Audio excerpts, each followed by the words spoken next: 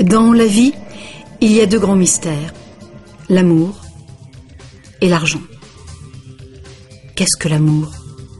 La question a été explorée à fond, dans les romans, les chansons, les films, à la télévision. Mais pas la question, qu'est-ce que l'argent? La théorie de l'argent n'a jamais inspiré de film à grand succès, et ça n'a rien d'étonnant. Rien d'étonnant non plus qu'elle ne soit presque jamais mentionnée dans nos écoles. D'où vient l'argent? La question évoque généralement l'image de la fabrication des billets ou des pièces. En effet, on croit souvent que c'est le gouvernement qui crée l'argent. C'est vrai, mais seulement en partie. Ces symboles en papier et en métal que nous appelons l'argent sont en fait fabriqués par une agence fédérale, la monnaie. Mais la plus grosse quantité d'argent en circulation n'est pas fabriquée par la monnaie.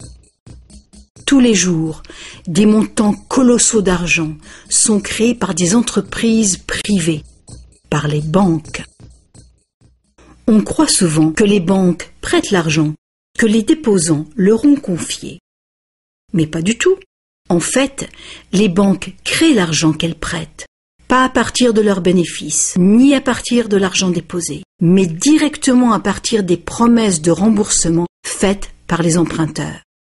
La signature d'un emprunteur l'engage à payer le montant de son emprunt plus des intérêts. Sinon, il perd la maison, la voiture ou tout autre bien qu'il a acheté. C'est une très lourde obligation pour l'emprunteur. En contrepartie, que fait la banque? Elle crée le prêt par un tour de passe-passe. Elle l'inscrit au compte de l'emprunteur. Ça vous semble un peu exagéré? Impossible, direz-vous? Voyons un peu comment ce miracle bancaire se produit.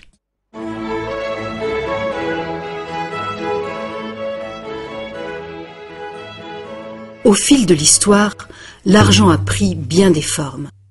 Il fallait simplement que l'argent soit portable et qu'un nombre suffisant de gens soient confiants de pouvoir l'échanger contre des choses de valeur bien réelles, comme de la nourriture, des vêtements ou une maison. L'argent a pris la forme de fèves de cacao, de coquillages, de pierres et même de plumes. L'or et l'argent étaient des métaux attrayants, faciles à travailler. Certaines cultures sont devenues expertes dans ce travail. En frappant des pièces de monnaie, unité standard dont le poids et la pureté étaient certifiés, les orfèvres ont facilité le commerce. Bien vite, pour protéger tout son or, l'orfèvre a eu besoin d'une chambre forte. Les villageois sont venus frapper à sa porte. Ils voulaient louer un peu de place dans cette chambre forte pour garder leur or et leurs objets de valeur bien en sécurité. L'orfèvre a fini par louer tout son espace dans sa chambre forte. La location lui a rapporté un petit bénéfice. Les années sont passées et notre orfèvre a constaté une chose fort importante. Les déposants venaient rarement chercher leurs pièces d'or et ils ne venaient jamais tous en même temps. Il faut dire que les reçus faits par l'orfèvre étaient utilisés sur le marché comme s'ils étaient véritablement l'or qu'ils représentaient. Cet argent papier était plus pratique que les lourdes pièces et les montants pouvaient tout simplement être écrits au lieu d'être comptés laborieusement. Entre-temps, l'orfèvre a commencé une autre affaire. Il s'est mis à prêter son or en demandant des intérêts. Comme les reçus devenaient de plus en plus acceptés à titre de paiement, les emprunteurs ont demandé leur emprunt sous cette forme. Et comme l'industrie prenait de l'expansion, de plus en plus de gens ont demandé des prêts à l'orfèvre.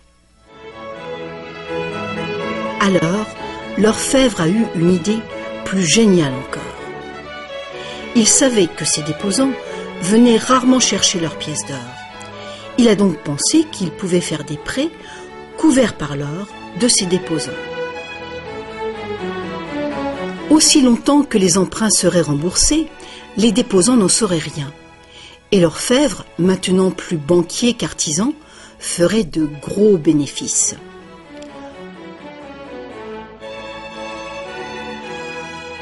Pendant des années, en secret, l'orfèvre a tiré de bons revenus des intérêts sur les dépôts de ses clients.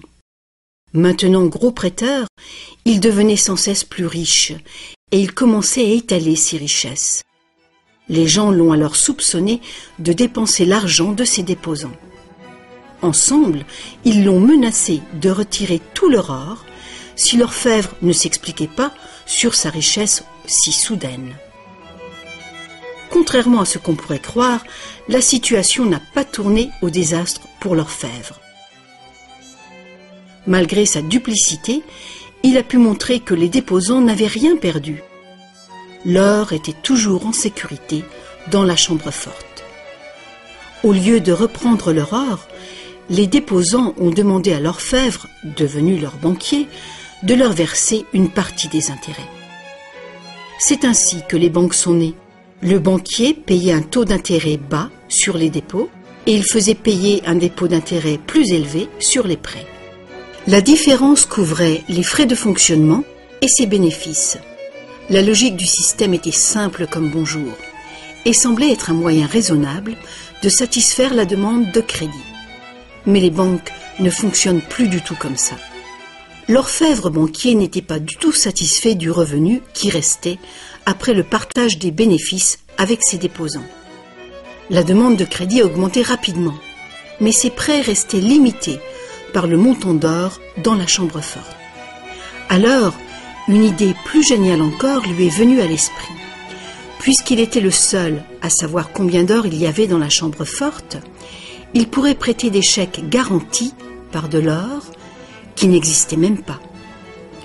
Aussi longtemps que les déposants ne viendraient pas tous en même temps réclamer leur or, personne ne le saurait. Ce nouvel arrangement fonctionnait à merveille et le banquier est devenu immensément riche avec les intérêts payés sur de l'or inexistant. L'idée que le banquier puisse créer de l'argent à partir de rien était trop outrageuse.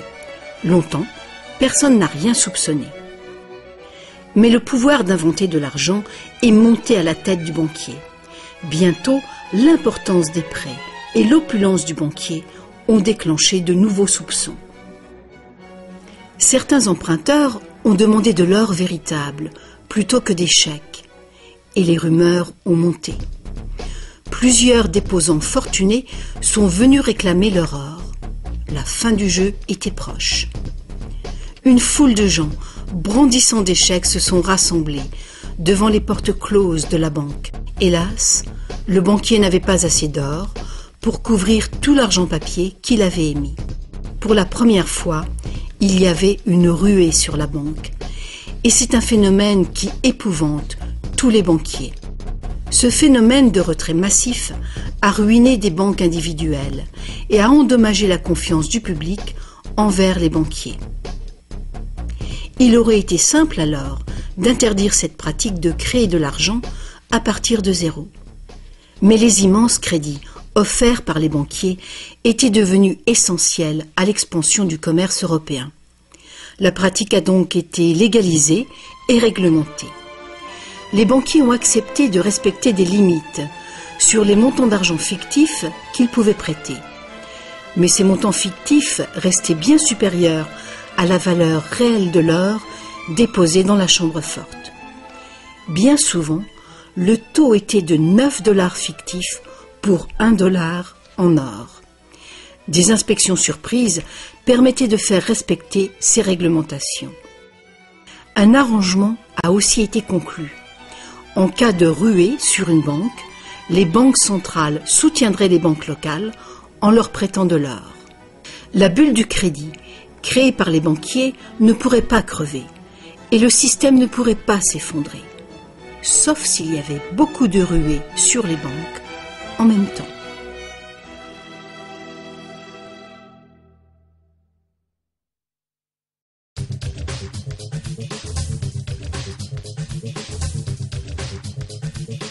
Petit à petit, le système de réserve fractionnelle, soutenu par une banque centrale, est devenu le système monétaire dominant dans le monde. Et la fraction d'or qui garantissait l'argent créé par le processus de dette est progressivement arrivée à zéro. La nature même de l'argent a changé. Autrefois, un dollar en papier était en fait un reçu avec lequel on pouvait réclamer un poids fixe d'or ou d'argent. Actuellement, un dollar papier ou un dollar numérique peut uniquement être échangé pour un autre dollar papier ou un autre dollar numérique. Autrefois, le crédit créé par une banque privée existait sous forme de billets de banque privée. Les gens avaient le droit de refuser ces billets, tout comme ils peuvent refuser un chèque personnel aujourd'hui. À présent, le crédit créé par une banque privée est légalement convertible en devises fiduciaires émises par le gouvernement, comme les dollars, les livres sterling ou les euros. Les devises fiduciaires sont des devises créées par un décret gouvernemental. Des lois en font la monnaie que les citoyens doivent accepter pour paiement. Alors la question subsiste. Si les gouvernements et les banques peuvent tout simplement créer de l'argent, combien y a-t-il d'argent dans le monde ? Autrefois, le montant total d'argent était limité par les quantités physiques des éléments utilisés comme garantie. Par exemple, pour créer plus d'argent basé sur l'or, il fallait trouver davantage d'or. À présent, on crée vraiment l'argent à partir de dettes. Chaque fois que quelqu'un fait un emprunt à une banque, de l'argent est créé. Le montant total d'argent qu'il est possible de créer n'a qu'une seule limite réelle, le montant total de la dette.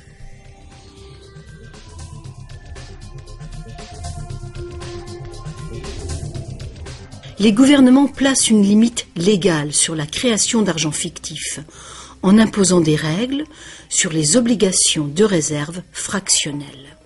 Mais ces obligations sont fondamentalement arbitraires. Elles varient d'un pays à un autre, d'une époque à une autre. Longtemps, il a été commun d'exiger que les banques aient au moins $1 en or, en réserve, pour garantir $10 d'argent dette. Aujourd'hui, les ratios de réserve minimale ne s'appliquent plus du tout au rapport entre argent nouvellement créé et or en dépôt. Elles s'appliquent uniquement au rapport entre argent nouvellement créé et argent existant. De nos jours, les réserves d'une banque sont faites de 3 choses. Le montant d'argent liquide qui est émis par le gouvernement et qui est placé dans la chambre forte de la banque, le montant de crédit que la banque a auprès de la banque centrale et le montant d'argent dette déjà existant que la banque a en dépôt. Petite illustration, imaginons qu'une nouvelle banque vient d'ouvrir. Les investisseurs ont payé l'infrastructure de la banque et lui ont remis suffisamment d'argent liquide pour faire face aux demandes de retrait en espèces. En général, l'argent liquide dans la chambre forte n'équivaudra pas à plus d'$1 pour chaque somme de 20 ou $30 qui pourrait être demandée à la banque. La banque s'est jointe au système de la banque centrale qui lui permet d'emprunter de l'argent en liquide à cette banque centrale au besoin.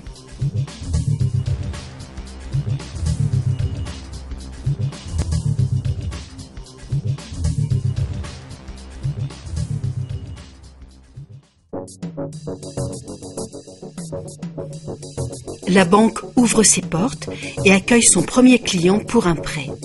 Le client a besoin de $10 000 pour acheter une voiture. Une fois la demande approuvée, la banque a créé un compte pour l'emprunteur et indique dans ses livres qu'elle doit $10 000 à cet emprunteur. Les $10 000 ne sont pris nulle part. Ils sont créés instantanément à partir de rien. L'emprunteur ne retire pas cet argent liquide, mais il fait un chèque sur son compte pour acheter son auto. Puis la vendeuse dépose à sa banque ce chèque de $10 000 nouvellement créé. Avec un ratio de 9:1, ce dépôt de $10 000 permet à la banque de la vendeuse de créer un nouveau prêt de $9 000. Et si ces 9 000 $ sont déposés par une troisième personne, ils permettent légalement la création d'un troisième crédit bancaire, cette fois de 8 100 $. Comme les poupées russes qui s'emboîtent et deviennent toujours plus petites, chaque nouveau dépôt peut mener à un prêt toujours plus petit tout au long d'une série décroissante. Par contre, si à tout moment l'argent créé n'est pas déposé dans une banque, mais retiré en liquide, le processus s'arrête.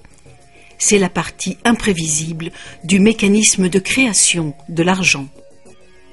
Mais le plus probable est qu'à chaque étape, ce nouvel argent de crédit bancaire sera déposé dans une banque et que le processus de ratio de réserve se répétera encore et encore, jusqu'à ce que presque 100 000 $ d'argent nouveau soit créé au sein du système bancaire.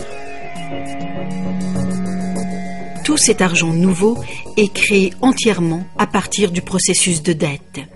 Et toutes ces transactions ont été des transactions de crédit bancaire. Aucune des banques qui a pris part au processus n'a eu besoin d'utiliser l'argent liquide placé dans sa chambre forte. En plus, avec ce système ingénieux, les livres de chaque banque participante doivent montrer que la banque a 10% de plus en dépôt qu'en prêt.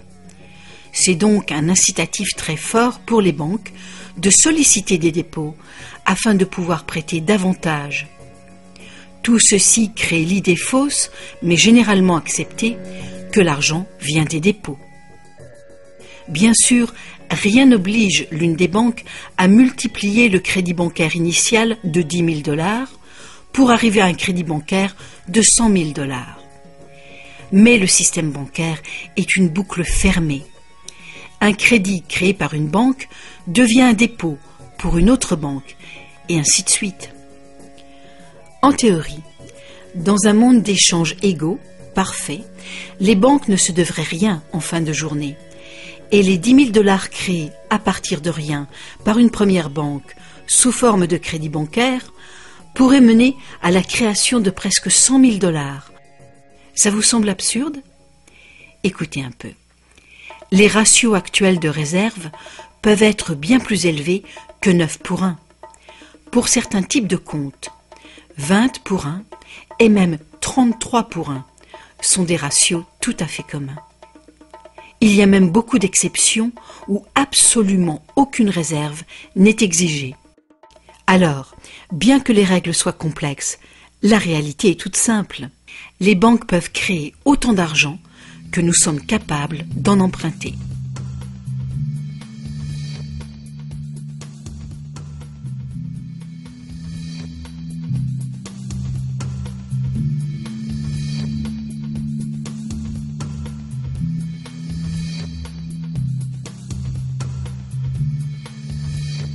En dépit des images qu'on nous montre, l'argent créé par le gouvernement représente en général moins de 5% de l'argent en circulation.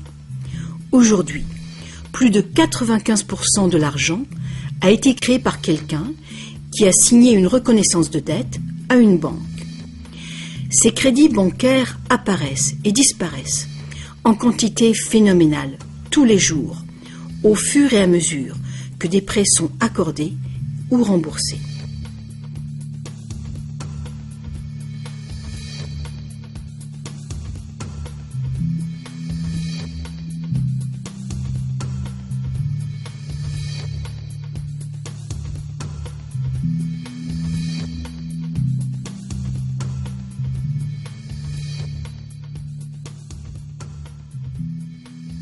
Les banques ne peuvent utiliser ce genre de système qu'avec la coopération des gouvernements.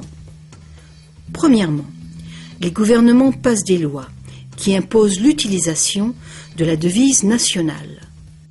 Deuxièmement, les gouvernements permettent que les crédits créés par les banques privées soient payables dans leur devise nationale. Troisièmement, les cours de justice gouvernementales font respecter les obligations de paiement des dettes. Et enfin, les gouvernements adoptent des règlements qui assurent le fonctionnement et la crédibilité du système monétaire sans rien faire pour informer le public de l'origine véritable de l'argent.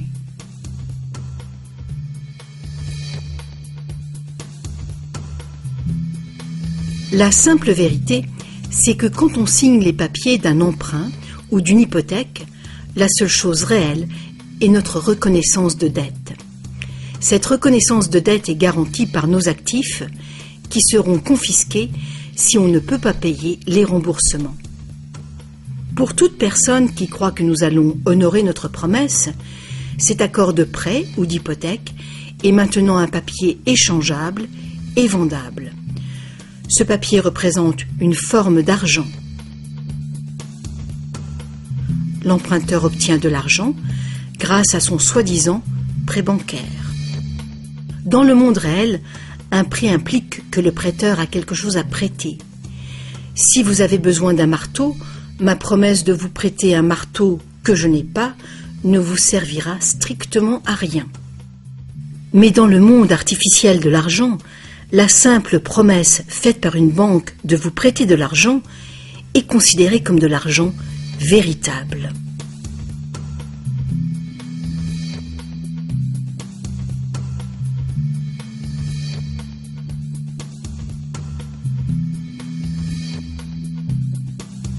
Ici encore, la vérité est simple.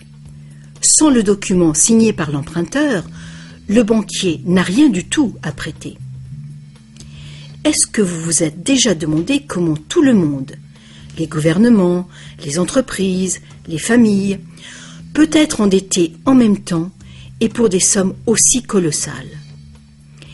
Est-ce que vous vous êtes demandé comment il peut y avoir autant d'argent à emprunter? Maintenant, vous le savez. Il n'y en a pas. Les banques ne prêtent pas l'argent. Elles le créent. Et c'est de l'argent dette. Comme la dette est potentiellement illimitée, la quantité d'argent créée est illimitée, elle aussi. Mais l'inverse est vrai également. Vous n'êtes pas étonné qu'en dépit de toutes nos ressources, toutes nos inventions et toute notre productivité, nous soyons presque tous si lourdement endettés, aussi bien les gouvernements que les entreprises et les particuliers? Ah, si seulement les gens cessaient de se demander comment est-ce possible?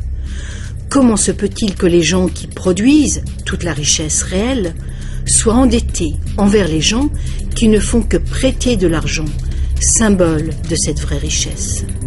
Le plus étonnant, c'est qu'une fois que nous réalisons que l'argent est en fait une dette, nous comprenons que sans dette, il n'y aurait pas d'argent.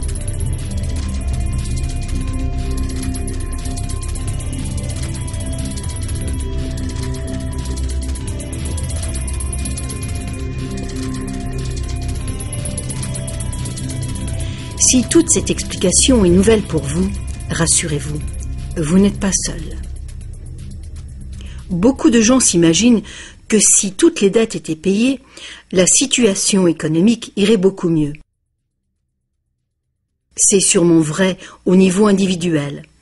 Quand on a remboursé ses prêts, on a davantage d'argent à dépenser. Mais il est faux de croire que s'il n'y avait plus de dettes, il y aurait davantage d'argent à dépenser. En fait, c'est tout le contraire. Sans dette, il n'y aurait pas d'argent du tout.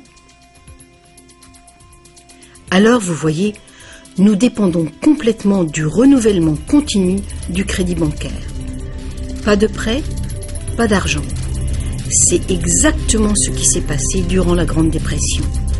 La quantité d'argent a fondu radicalement quand la quantité des prêts a chuté.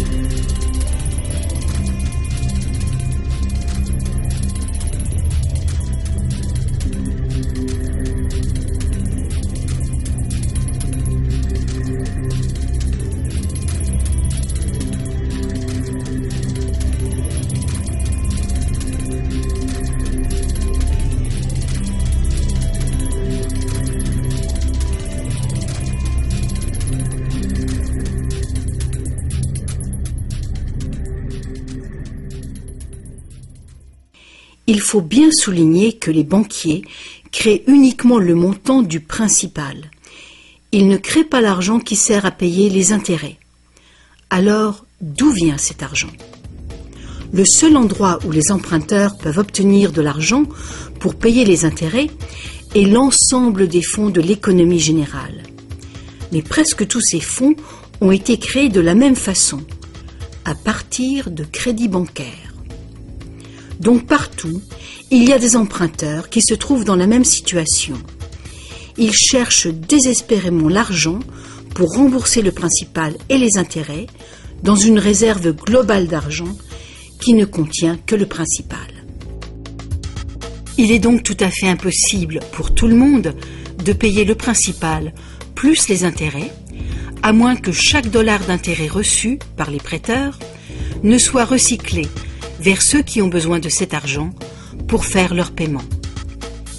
Il faudrait donc que les intérêts sur le principal soient dépensés à 100% pour que les emprunteurs puissent gagner les dollars correspondants encore et encore.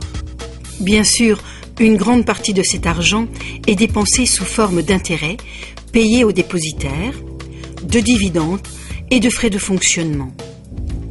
Mais une autre partie va à de nouveaux prêts ou à de nouveaux investissements, ce qui crée une nouvelle demande d'argent, et finalement, il y a un manque d'argent libéré de toute dette à gagner par les emprunteurs.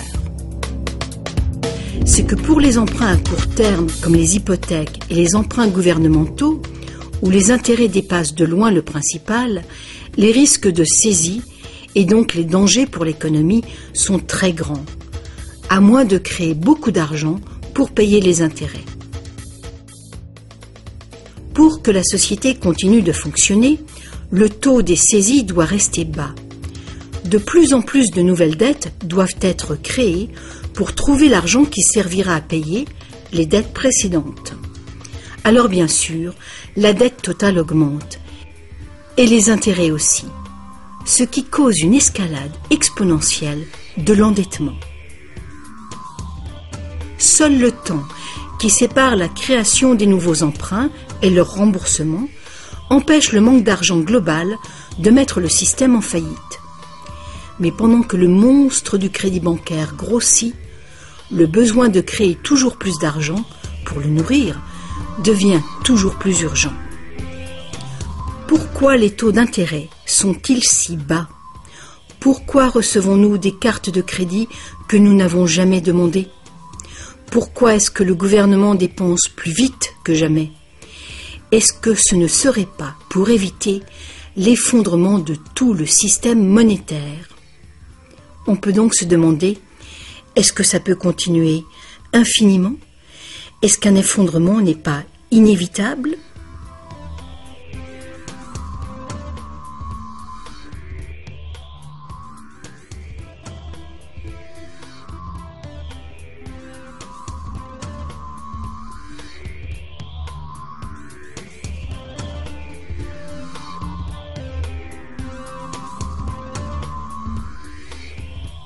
L'argent facilite la production et le commerce. Quand la quantité d'argent augmente, l'argent perd progressivement de sa valeur. C'est l'inflation. À moins que le volume de production et de commerce dans le monde réel augmente proportionnellement pour compenser cette augmentation. Ajoutez à cela que quand on parle d'une croissance économique de 3% par an, par exemple, on pourrait croire que c'est un taux constant. Eh bien, pas du tout. Les 3% de cette année représentent plus de matériaux, plus de produits, plus de services que les 3% de l'année précédente, car il s'agit de 3% d'un nouveau total. Ce n'est donc pas une ligne plate, continue, mais une courbe exponentielle de plus en plus raide.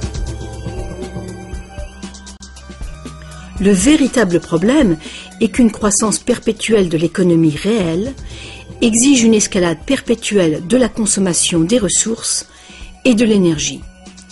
De plus en plus de choses doivent passer de l'état de ressources naturelles à celui d'ordures, année après année, juste pour éviter l'effondrement du système. La situation est grave, très grave. Alors quoi faire? Pour commencer, un concept radicalement différent de l'argent s'impose.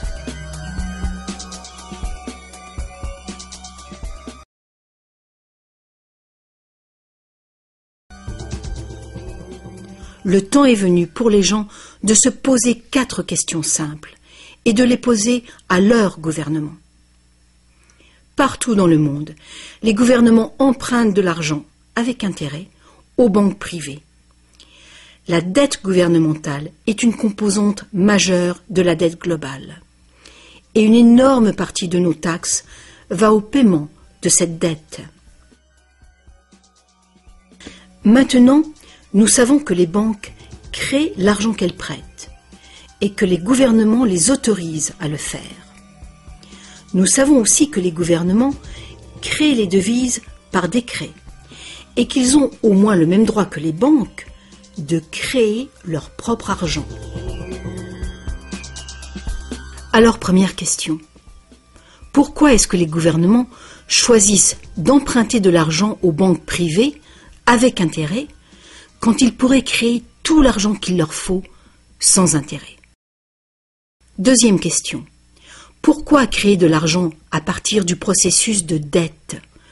Pourquoi pas créer de l'argent qui circule en permanence et qui ne doit pas sans cesse être réemprunté pour exister? Troisième question. Comment un système monétaire fondé sur l'accélération perpétuelle de la croissance peut-il servir à construire une économie durable? N'est-il pas évident qu'une croissance en accélération perpétuelle est incompatible avec la durabilité? Et finalement, pourquoi notre système actuel dépend-il entièrement d'une croissance perpétuelle? Que faut-il changer pour créer une économie durable?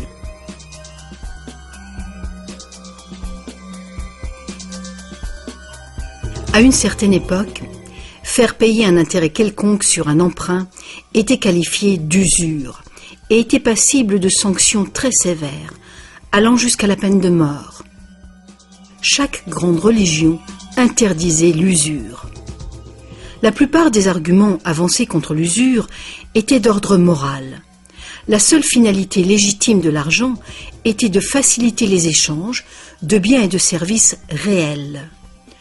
Toute tentative de gagner de l'argent avec de l'argent était considérée comme un mal, ou même comme un vol.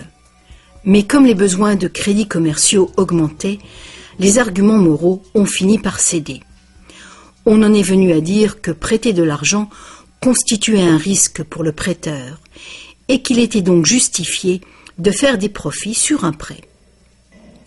Aujourd'hui, ces notions semblent dépassées. Faire de l'argent avec de l'argent est considéré comme un idéal à poursuivre.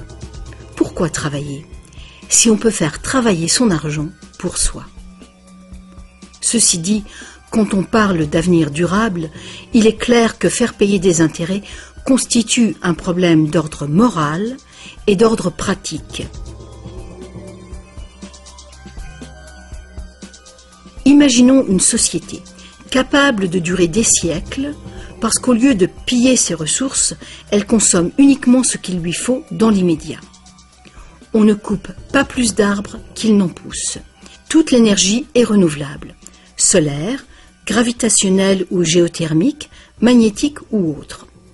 Cette société vit dans les limites de ses ressources non renouvelables, en réutilisant et en recyclant tout. Et la population n'augmente pas en nombre.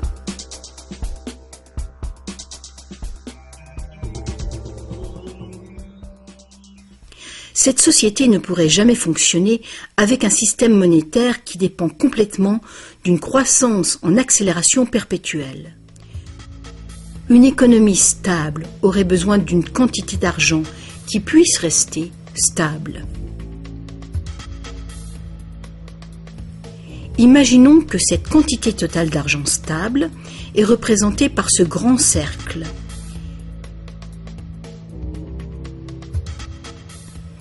Imaginons aussi que les prêteurs doivent vraiment avoir de l'argent à prêter. Si des prêteurs, à l'intérieur de ce cercle, commencent à prêter de l'argent avec intérêt, leur part d'argent va s'agrandir. S'ils continuent de prêter, toujours avec intérêt, l'argent remboursé, quel sera le résultat? Que l'argent vienne de l'or, d'un décret gouvernemental ou d'une dette, les prêteurs vont s'accaparer la totalité de l'argent. Et après toutes les saisies, toutes les faillites, ils seront propriétaires de tous les biens immobiliers. Pour régler ce problème, il faudrait que les gains résultant des prêts avec intérêt soient distribués également parmi la population. Une taxation lourde des bénéfices bancaires pourrait être une solution. Mais alors, quel intérêt les banques auraient-elles d'être en affaires? Si nous pouvions un jour nous libérer de cette situation, nous pourrions imaginer les banques comme des services sans but lucratif, qui travailleraient au service de la société. Les banques verseraient des dividendes universels aux citoyens ou prêteraient carrément sans intérêt du tout.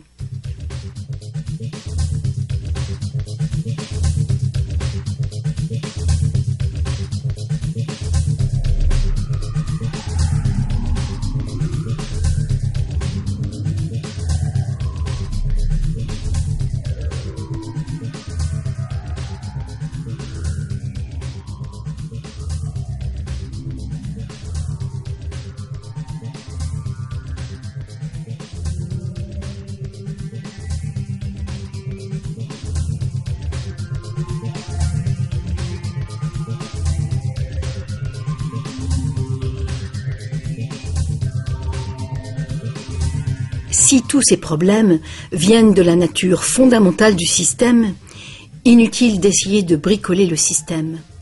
Il faut le remplacer.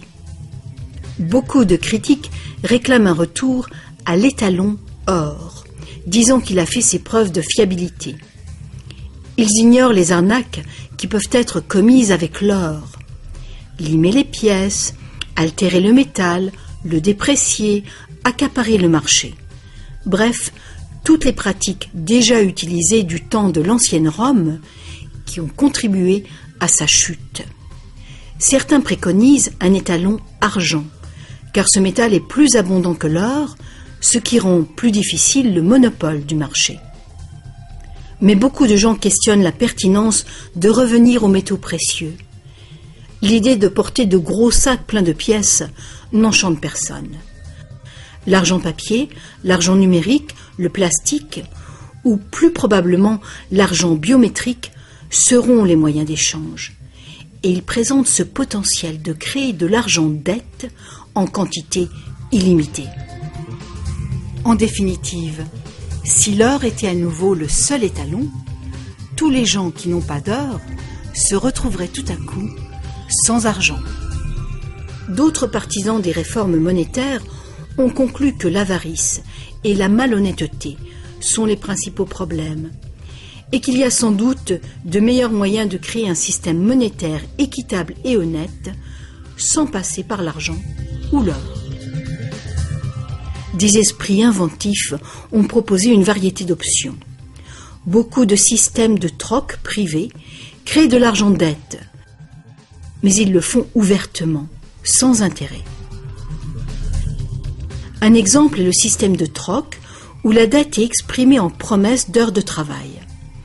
Tout travail est évalué de manière égale, en dollars, qui ont une équivalence en biens réels. Les frais du système sont couverts par des honoraires et non pas par des intérêts. Ce genre de système monétaire peut être mis en place par toute personne capable de concevoir un moyen de comptabiliser et de trouver des participants dignes de confiance.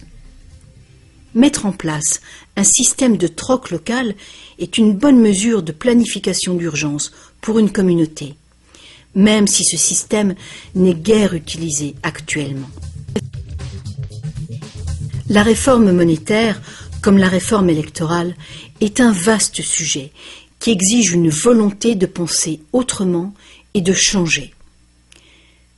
La réforme monétaire, comme la réforme électorale, ne sera pas facile, car les intérêts puissants qui bénéficient du système feront l'impossible pour conserver l'avantage. Sachant que l'argent n'est qu'une idée et qu'en réalité, l'argent est uniquement ce qu'on fait de lui, voici une option simple à considérer. Le modèle suivant est basé sur des systèmes qui ont fait leurs preuves en Angleterre et en Amérique, mais qui ont été déstabilisés et détruits par les banquiers et leurs réserves fractionnelles. Pour créer une économie basée sur de l'argent permanent et libre d'intérêt, il suffirait que le gouvernement crée de l'argent et le dépense dans l'économie, de préférence dans des infrastructures durables comme les routes, les chemins de fer, les ponts, les ports et les marchés publics. Cet argent ne serait pas de l'argent dette, ce serait de l'argent valeur, qui aurait la valeur des infrastructures financées. Si ce nouvel argent facilitait une croissance proportionnelle du commerce, il ne causerait pas d'inflation du tout. Mais si les dépenses gouvernementales causaient l'inflation, deux interventions seraient possibles. L'inflation équivaut en fait à une taxe forfaitaire sur l'argent. Que l'argent perde 20% de sa valeur ou que le gouvernement nous taxe de 20%, l'effet sur notre pouvoir d'achat est exactement le même. Vu de cette manière, l'inflation pourrait remplacer la taxation, à condition de rester limitée et d'être utilisée à bon escient. Le gouvernement pourrait aussi choisir de lutter contre l'inflation en percevant des taxes qu'il retirerait ensuite de la circulation, réduisant ainsi la quantité d'argent pour restaurer sa valeur. Pour contrôler la déflation, c'est-à-dire la chute des salaires et des prix, il suffirait que le gouvernement dépense plus et mette plus d'argent en circulation. Sans la concurrence des dettes privées, les gouvernements auraient le contrôle des réserves d'argent de la nation. Le public serait donc qui blâmer si les choses allaient mal. Les gouvernements prendraient le pouvoir ou perdraient le pouvoir en fonction de leur capacité à maintenir la valeur de l'argent. Les gouvernements fonctionneraient surtout grâce aux taxes, comme maintenant, mais ces taxes auraient beaucoup plus de pouvoir financier, puisqu'il n'y aurait plus d'intérêt à payer. Il n'y aurait plus de dette nationale si le gouvernement crée uniquement l'argent dont il a besoin. Notre servitude collective et perpétuelle envers les banques, à cause de la dette gouvernementale, prendrait fin.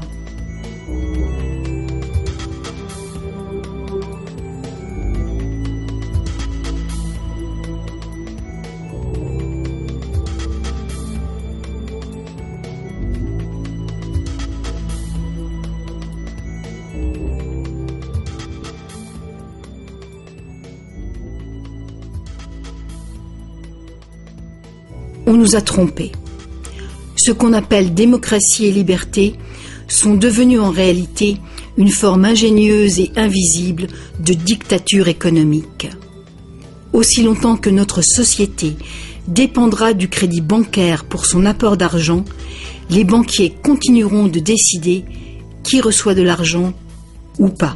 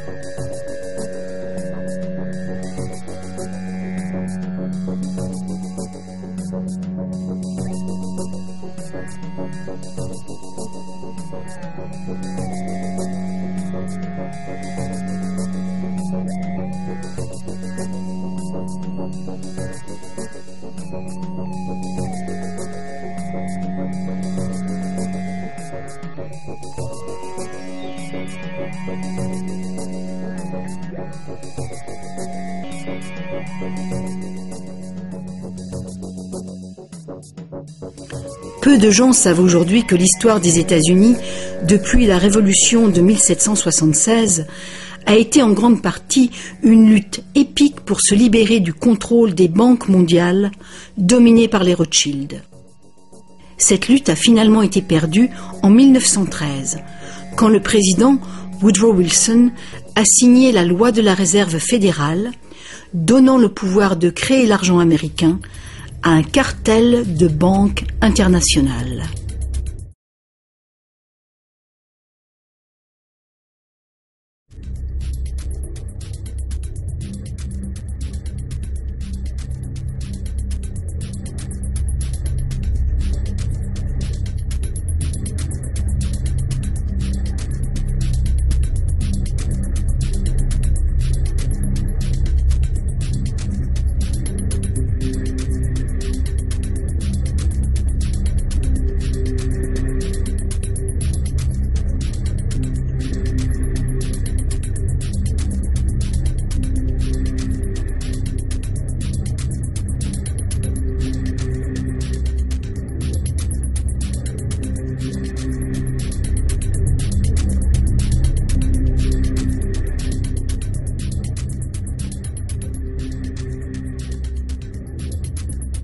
Le pouvoir de ce système est profondément ancré, et le silence des médias et du monde de l'éducation à ce sujet est profond, lui aussi.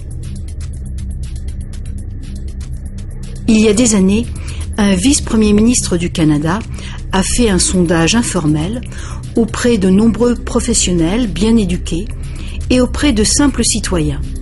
Il a constaté qu'aucun d'eux ne comprenait vraiment comment l'argent était créé.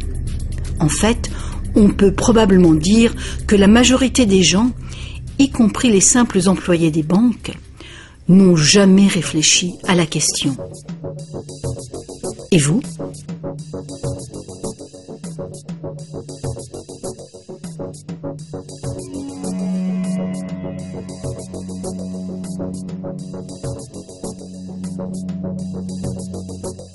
Le système moderne de l'argent-dette est né il y a un peu plus de 300 ans, quand la première banque d'Angleterre a été créée par une charte royale, lui autorisant des prêts fractionnels de dépôt d'or au ratio de 2 pour 1. Ce modeste ratio était le premier pas. Le système est maintenant mondialisé. Il crée des quantités virtuellement illimitées d'argent à partir de rien. Et presque tout le monde sur la planète est enchaîné à une dette sans cesse grandissante, qui ne pourra jamais être repayée. Est-ce que tout cela serait arrivé purement par accident? Ou est-ce qu'il y a conspiration? De toute évidence, l'enjeu est considérable.